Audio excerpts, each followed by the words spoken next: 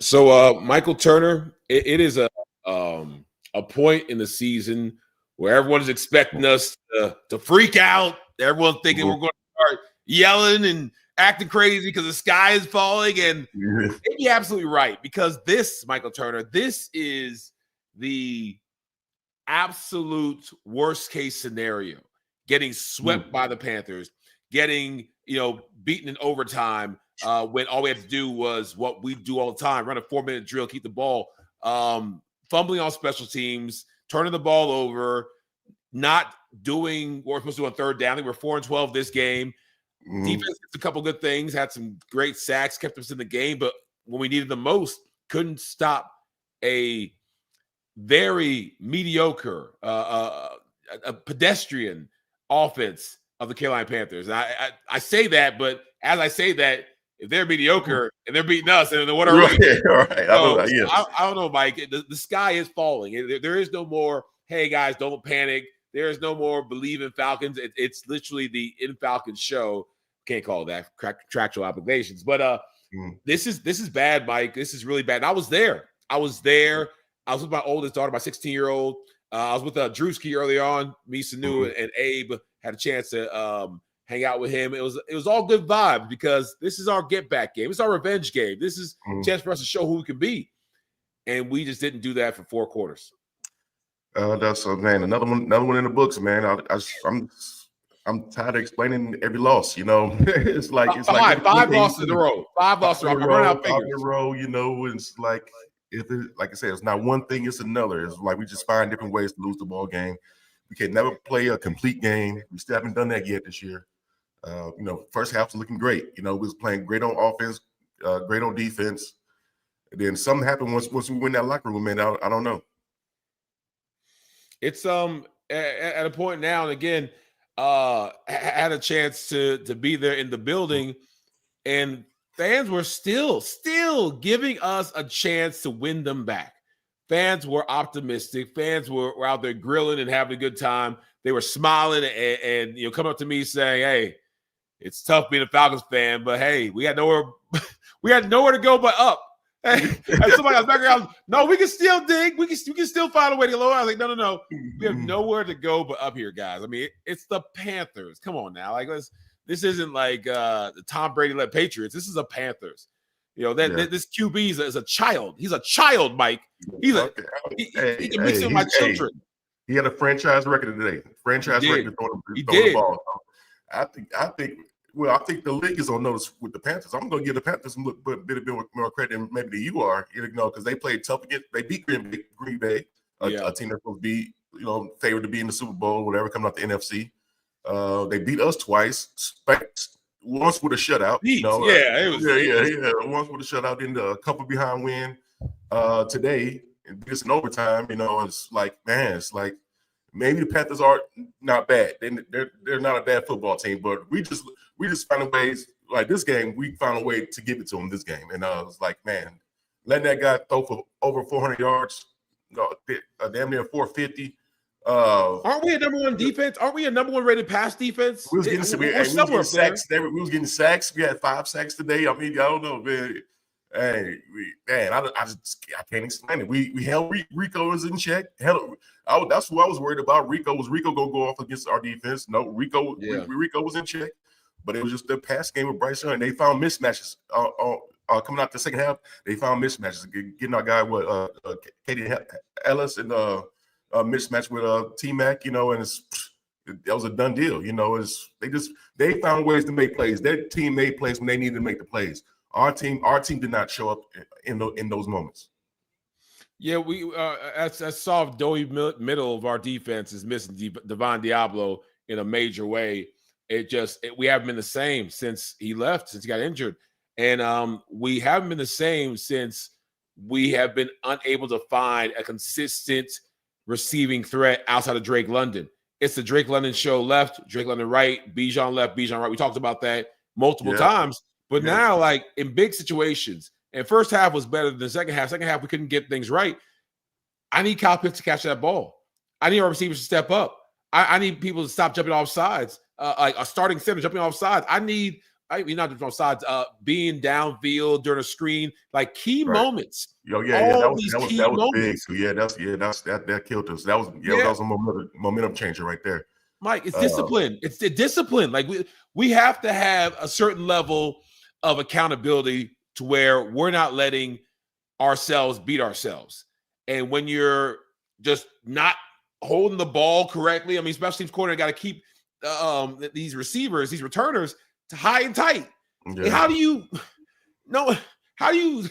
fumble the key situation? Right in the You're holding it like it's a freaking bread basket, and you running like this, and they slow motion it down. You're like, what is he doing? How you as offensive lineman know that you have a screen, not doing it 1001, 1002, 1003 before you go up, and you're like a veteran. How are you as a tight end that went to the Pro Bowl and you have a ball that hits you in the hands and it drops out? It's just so many situations to where everyone's getting on the coaches, but the players will tell you, hey, y'all want to get on these coaches, and they have several reasons that they should be at fault. But the players too. The players have not been playing. The coaches have not been coaching. Obviously, they want to. No one wants to lose 5 games in a row. No one wants to be 3-7 after the freaking offseason that we had, where it was all talent, all excitement. No one wants to be here, but here we are. Here we are, Mike. Here we are. Now what? I would never thought we'd have a 5-game losing streak with this team, man. Never. Now we got the fans chiming in like Kyle Pitts can't catch, Kyle Pitts can't block.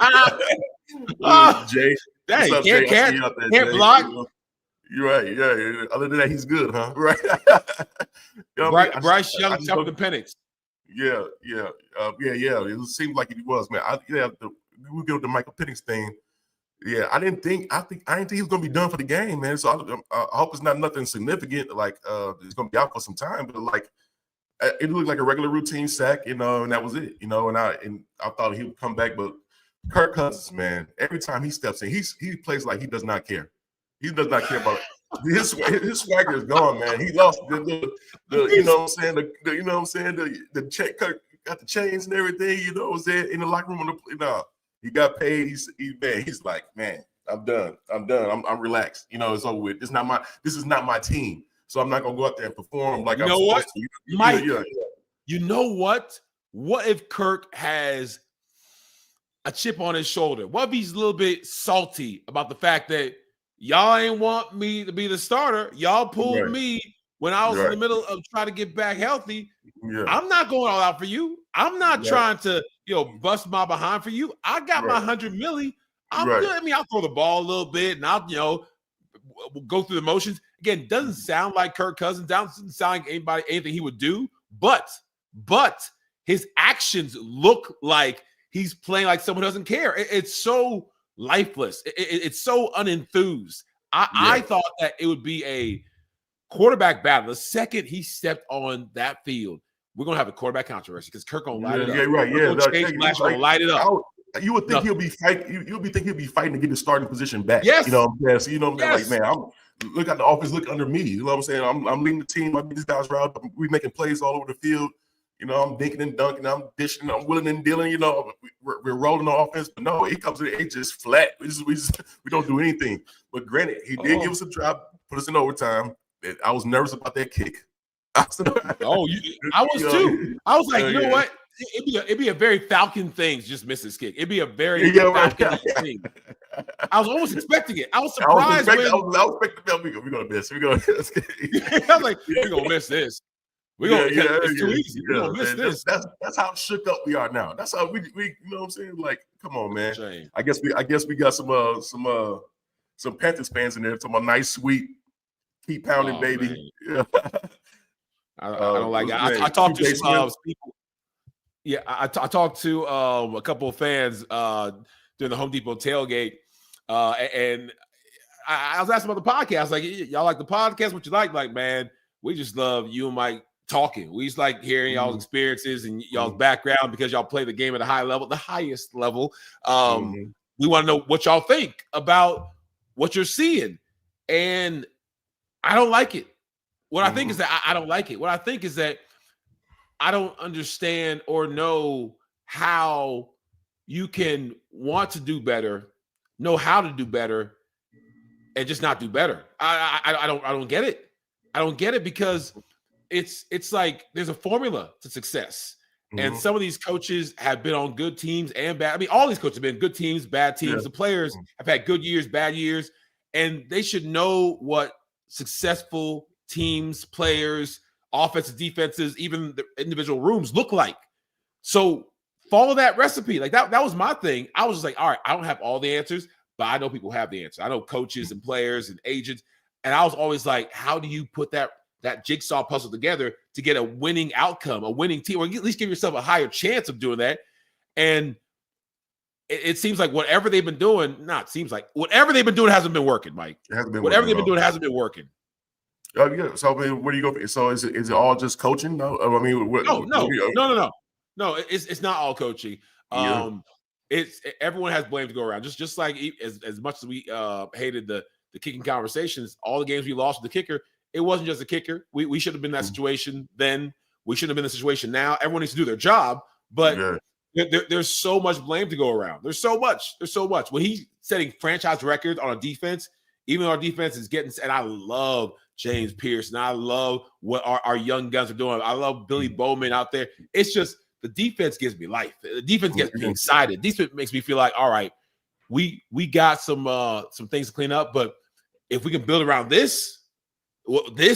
Falcons have never had a defense, we got something. But the offense, I'm more critical of them because I am them. I am an offensive guy for my whole decade in the NFL. I need better.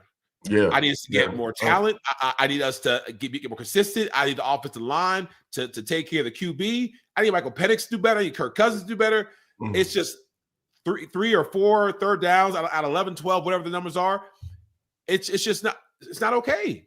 Yeah, we're not executing. Like we're not getting explosive plays on offense. That's another key factor that we're not getting. Like we just struggling. We fighting for every point that we get. Nothing comes easy for us with this offense. Earlier in the year, Bijan had great 50-yard catch and then gets washed in. We had the 80-yard run or whatever. Or was that? That was exciting. I remember that.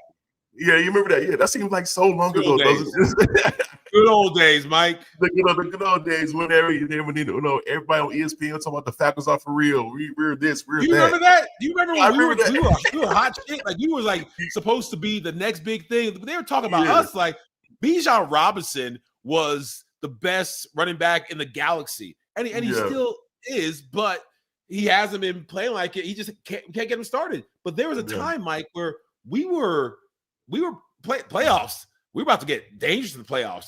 The Buffalo Bills and the Saints. I mean, the Vikings. But like you said, but Bijan was first half. We was playing great. Bijan almost had 100 yards first half. Finished the game with like 105 yards, something like that. That's unacceptable. You know what I'm saying? What happened to the run game in the second half? What happened to our offense second half? Did they just figure us out? Are we not making adjustments like the defense is, like the other teams are? Because everything they did coming out the second half was correct, and it was let them be on fire. We couldn't stop a nosebleed in the second half. No, you're right. Mr. Boy said, "Put a fork in us. We're done." I mean, maybe y'all beat the Saints us next week. I don't know about that. The Saints are bad. Nothing's a gimme no more. Nothing's a gimme. No. Nothing's a gimme.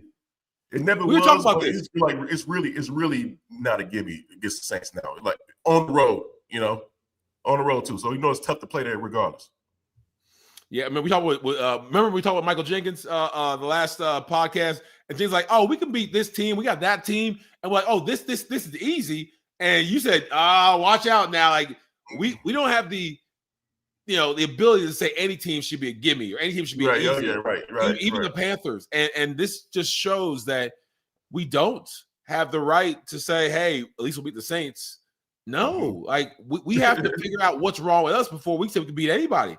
And it's about winning the close games. Like there's a part of me that's like, at least we didn't get blown out by the Panthers. I'm like, time out. Why am I saying like what?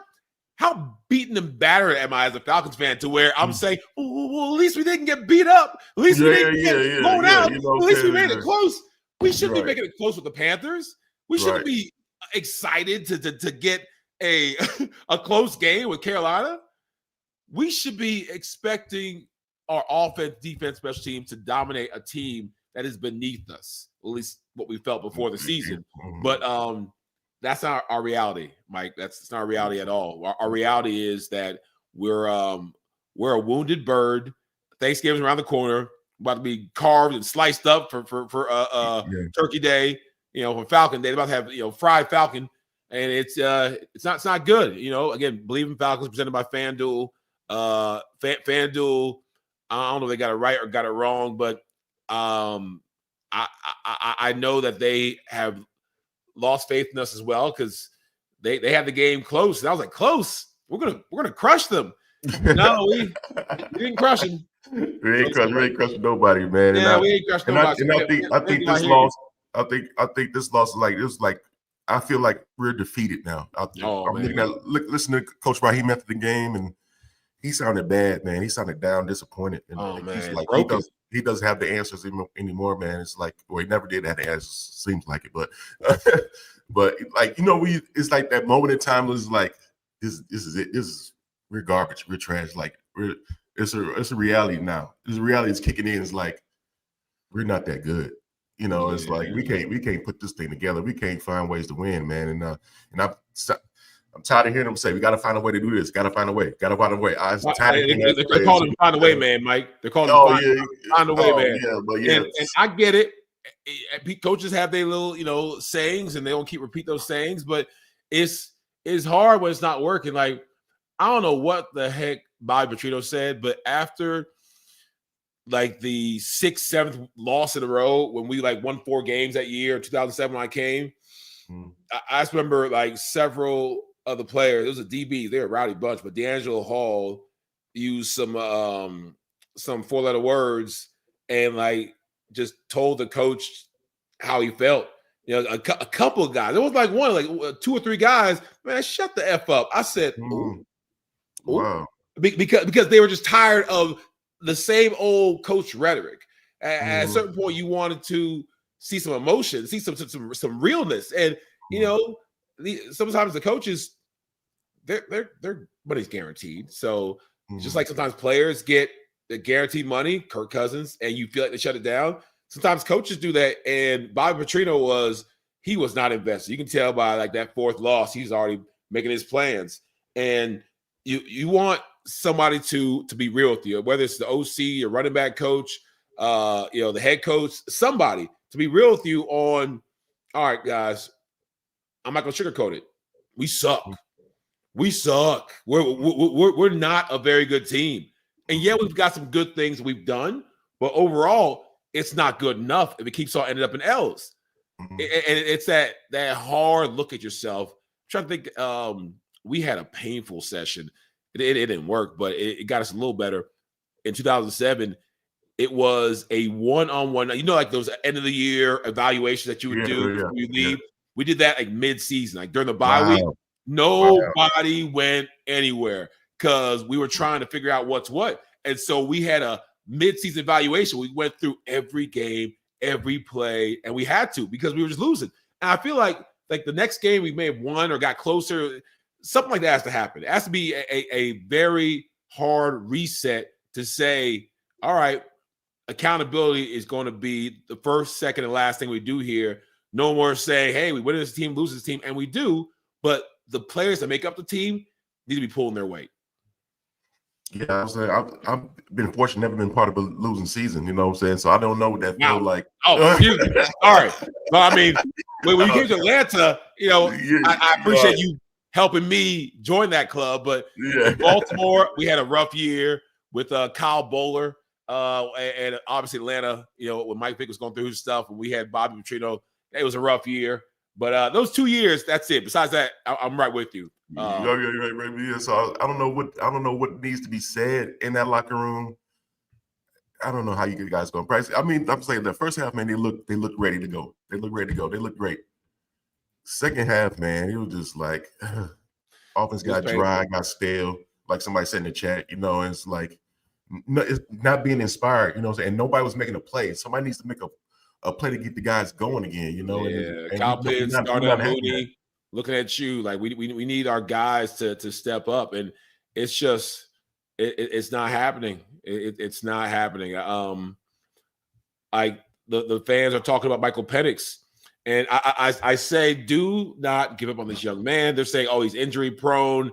Oh, he ain't the guy. Michael Penix don't have that dog in him. You know, who would think Jesse Bates talked about, trying to support Penix and feel a little bad for him, because when you go on a streak like this, I had Tim Couch as a in studio teammate for ACC Gridiron Live, little TV show, and Tim Couch was talking to me about being a Browns quarterback and having just those losses pile up and getting injured and getting beat up. He's like, man, it broke me. I never recovered. That simple. He's like, it broke me. And, I don't want people to know that, but it was just very hard to recover. And I say, don't listen to the media, don't listen to the critics, but it was so loud I couldn't not hear it. So I hope that Penix doesn't let it get to him at a point, because after the last game, you can tell he was so angry, he was so upset. I feel like the brother was gonna shed a tear or cry because his voice was cracking because he was angry. And I've been there before, where you're just so angry, so frustrated at yourself, at your team, at the situation. But I feel like its chapter's not written. It's not over. It's like, oh, for those who say, oh, Penix is done, and a couple people in the chat, and I get it, they're upset.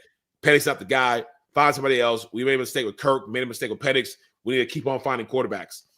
Kirk Cousins, I don't know what his issue is. But Michael Penix, I can strongly say this brother's needs some more evaluation before y'all say he's done. I don't think he's done yet, but I understand why people feel that way after seeing some of the performances that he's given. You're right.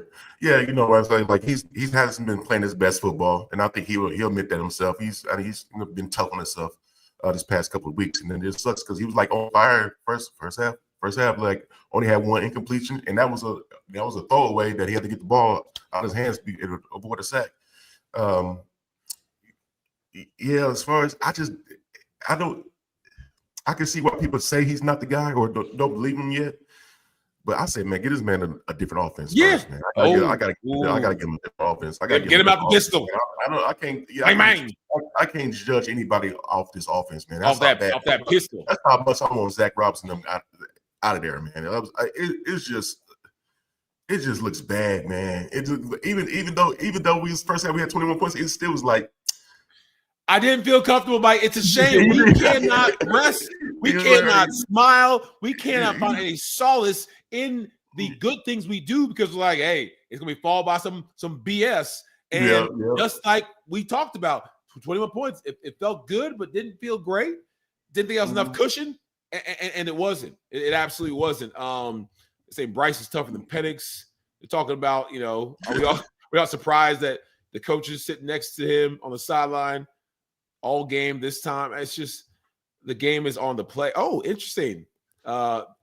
Gutierrez says the game is on the players, not the coaches. All right. Well, I mean, I feel like blame is to be everywhere. A lot of people are putting more blame on the coaches. I say it's the players too. It's not the coach's fault Kyle Pitts dropped that pass. Not the coach's fault got offsides. Not the coach's fault that the special teams fumbled and gave him the ball in our territory. That ain't coaching. Coaches got enough blame to go around, and the players got enough blame to go around. It's ugly, Mike. This is ugly. I've been through this, and you know what was it? We were talking about, somebody else talking about it. Is this season worse than the Marcus Mariota seasons, the Desmond Ridder seasons? Because those seasons, when people will say we had lesser talent, we were able to be within one game of winning the division. We was competitive. We didn't look bad. We didn't have embarrassing losses week in and week out. It was just like, are we just not good enough? We just don't have the talent. But we have the talent. We have the talent. We have top-tier quarterbacks. We're not putting it together though. We're not playing a complete game. It's just like it's blah. The team is blah. You know what I'm saying? It's blah. Yeah, it's nothing to get fired up over. Like the defense had us going like the first couple of games of the year, it was like, oh, we got us a defense. We got us a top 5 defense. I don't know. Sacks, 7 sacks. Let's go. Yeah, we getting plenty of sacks now. You know what I'm saying? Like, but is it producing wins? No. And because sometimes the defense just on the field too long. They, it's like last week, they played over 40 minutes on the field. That's tough. And this week, this game, they almost had 40 minutes again. So we got to get our time possessions right. We got to get our drives going. That's our third downs. We suck on third down. Like with all this talent, all this offense, it's like, come on now, come on. Like it's on the players at some point as far as let's convert these third downs. There's something that's not clicking. Yeah. Some of y'all not executing right as an offense. It's not just the coaching. It's it's like y'all not in the right place. Y'all drop like I said, dropping passes, guys getting penalties and things like that. So it's it's the name one thing, it's another, man. That's like we try to find an answer, like we try to patch this thing up, then another hole pops up. You know what I'm saying? It's like what do we do? What do we do? That's what I said. Raheem looked defeated, man. He looked defeated, man. After I felt for him, man. There are those we talked about last week, the week before, the other week, and I said, nope, not gonna happen. Absolutely not. They gave Arthur and Dan Quinn. We ain't firing Raheem middle of the season for what? What's it gonna do for us? Just admit that we're done. At minimum, they're gonna develop the players with the guys we have, make a decision in the offseason. But like this loss, I no longer have extreme confidence that we keep losing and we're still going to wait to the end of the season. Now, I don't think that's going to do anybody any good. I think that what has been circulated around is that if we keep on losing, the coaches might have to sacrifice somebody else. They might have to sacrifice Zach Robinson to keep Raheem, which I think a lot of people will be fine with that because we all like Raheem. There's not one person who says I don't like him as a person, but when the team is not winning and you have the mistakes that are being made, it all rolls uphill. Usually it rolls downhill. It all rolls uphill to the guy sitting at the top of the throne, and that's Coach Raheem. And this is not good. They're saying they're tired of hearing Raheem say we have to play better. Yeah, Gutierrez, right. I feel you. There's also talk about Penix wanting to come in, but them not letting him come in, saying, "Nah, you." I didn't see that. I didn't see that. That was a comment by one of our wonderful live listeners, and if that's the case, that brings all types of politics and drama into it. Like, did they want to see if Kirk Cousins has it? Will they make a Kirk Cousins switch at this point? Kirk hasn't shown anything to make us excited, but also Penix. Is that going to be a way to let Penix say, you know what, you got to go back and get better before we put you out there again, because this season might be a wash, probably is a wash. I think we're less than 1% chance of the playoffs now. So yeah, this season's a wash. I think it's fair to say that. It's a wash. This is over, Mike. It's over. 1, 2, 3, can't do. And we do not need to put Penix out there if he's not 100% healthy. There's no reason to put him in harm's way. So we can squash that idea. So we might see Kirk Cousins start against the Saints this week, man. That might be a reality. Yeah, but we didn't get here, Mike. We already been here too long, just trying to find words to describe what we watched today. But but BLA. Yeah, so guys, thank y'all for watching. Thank you for all the fans I met today and I meet all the time who support Believe in Falcons, support us. Just because these guys messing up, don't stop supporting us. We're gonna talk you through it and walk you through it, get you to find a way to see daylight, because there is daylight for our Falcons. This can't continue on. I'm not sure where it is right now, but there's daylight somewhere. Maybe Mike knows where it is, but we're going to help you find it. There's we need a win versus Saints. A win versus Saints. I don't know. Yeah, a win versus Saints is the first step, but trying to figure out how in the heck to get back on the winning side of things is something that we're able and willing to talk y'all through. So y'all subscribe, y'all keep on following, supporting us. We're going to get off and just find some happy thoughts, find some happy things to think about, because what we saw today was not happy, Mike. So I'm gonna let you have the final word. No, they said it's a dreamer out there said call this channel football therapy, man. I was like, we got to talk it out. We got to talk it out. These losses are piling up, man. It hurts. It hurts. You know, it's like I just knew it. I ain't like us being favorites coming in this game anyway. I think we should have been the underdogs. I put more respect on the Panthers with that team, what they got going on there. They found their franchise quarterback. I think Bryce Young is. You know what? Bryce Young was shaky for a while. He's a little bit shaky, but now I feel like they got something. Even though he's like 4'8", like they got something. Right. It's looking better than us right now. So yeah. I hope we can catch up to them and see whatever they got going and whatever they cooked up over there. We can match it over here in Atlanta, man. But other than that, man, just keep believing the Falcons, man. Y'all have a good one. Y'all have a good one. Talk soon.